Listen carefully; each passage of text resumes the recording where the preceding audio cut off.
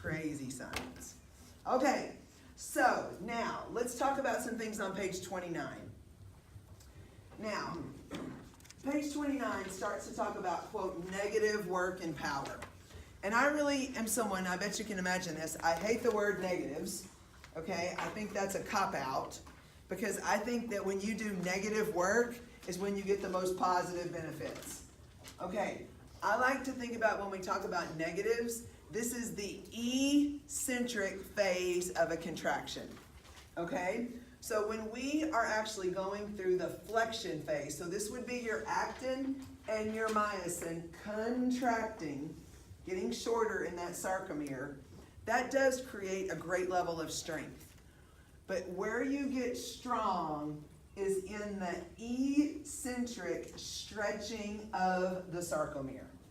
That's when you get strong. Now, didn't we learn last week that lactic acid or lactate is not the cause of soreness? What is the cause of that soreness?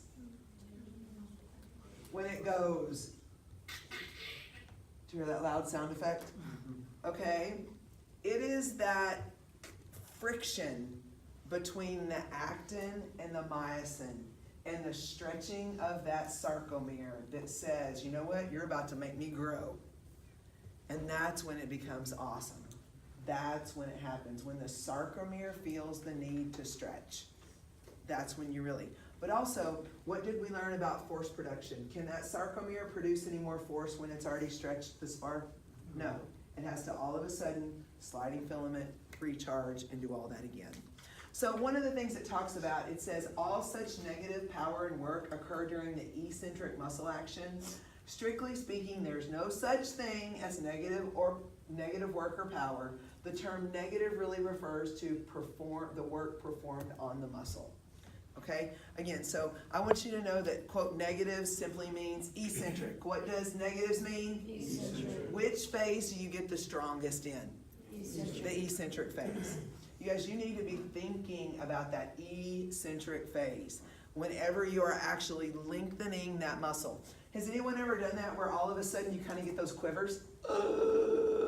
Y'all had the quivers before? Yes, it's awesome.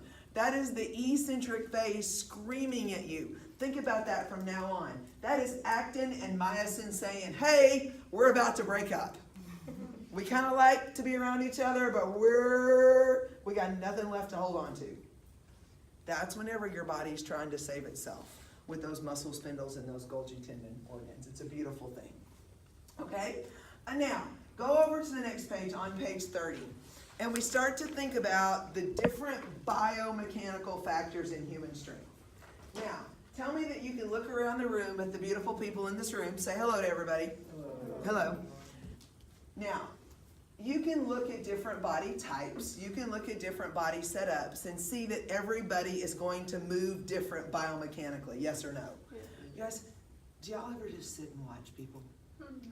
Oh, I mean, those of us in this field, watching people is like watching moving art. And I love to see how some people take short steps. I like to see how some people always walk with forward head. I love to see how different biomechanically people move. Yesterday in Miss Nelson's class, one of the worst habits that I have is, and if you'll probably notice it from now on because I'm telling, if y'all don't notice, I'm an extreme external rotator. Most of the time you see me, I am standing with my toes pointing out. It's for a couple of reasons. Number one, females tend to externally rotate a little bit more. Why would females be more efficient at external rotation? Hips. All of a sudden they widen at sort of a balancing point, which is why we have to teach females to straighten up. So whenever, you guys, it's so funny, if you watch a bunch of junior high girls, like say you go to the beginning of junior high girl basketball practice, and then you go to a different one with boys, if you tell girls to get like in basketball ready position, this is what they're gonna do. They're gonna go way too wide and they're gonna over externally rotate. They're gonna be like this. Okay, here's what we know. When you get in this position, you're stuck. Whereas if I have you get right here, I have all kinds of stuff, all kinds of directions that you can move. Females tend to do that. I also, in addition to all of the other rough and tumble sports that I was a part of,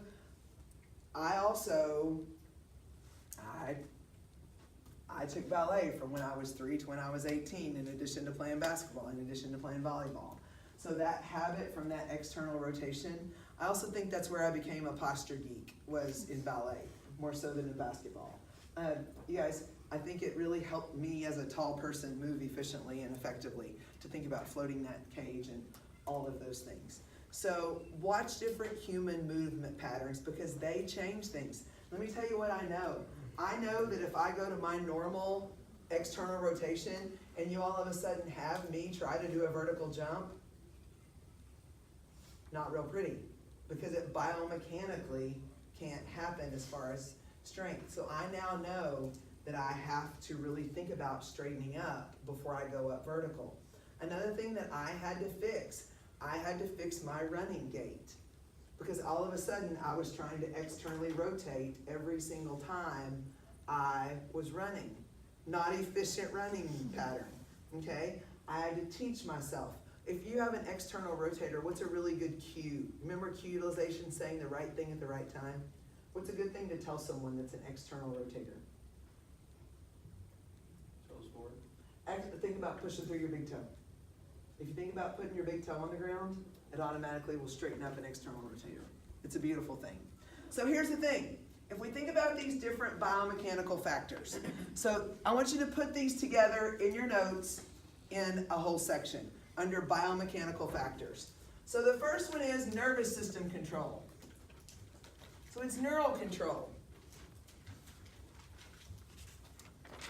Now, what did we learn? Of all the different body systems to arrive on the scene, which one arrives first? The nervous system. Which one arrives first? Nervous. Which one arrives first? Nervous. Nervous system. Remember, the nervous system is going to be what delivers that efficient and effective impulse to that muscle. Here's what we know. We are great at this thing called recruitment, especially people that are trained well. People that are trained well can recruit very efficiently and effectively. And here's what we know. Muscle force is greatest, and you already know this. I already taught you more, bigger, faster. Say it again. More, bigger, Say it again. more, bigger, Say it again. more, bigger, faster. Okay, hey, when I taught you that chant, I was already teaching you stuff from page 30 in your book.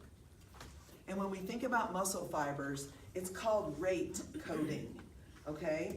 You're gonna be able to produce more force whenever you have more fibers, bigger fibers, and faster fibers. And if you'll remember, when we think about type 2 muscle fibers, those are our bigger, stronger, and faster muscle fibers. And those are the ones that create that force without a doubt. Okay? Now, another biomechanical factor that comes into play is the muscle cross-sectional area.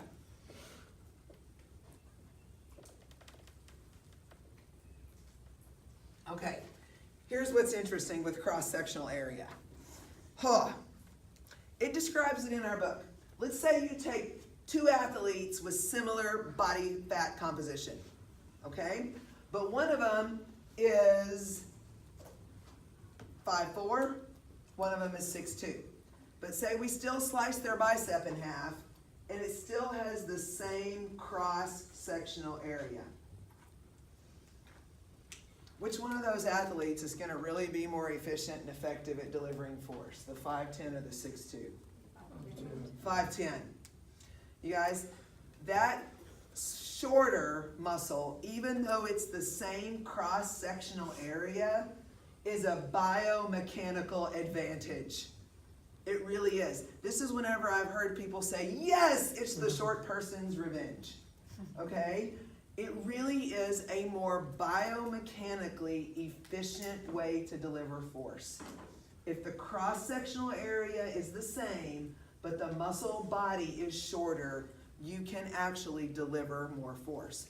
You guys, think about gymnasts. You don't see any 6'2" gymnasts. You just don't. Think about most of your power lifters. Most of your power lifters are taller or shorter?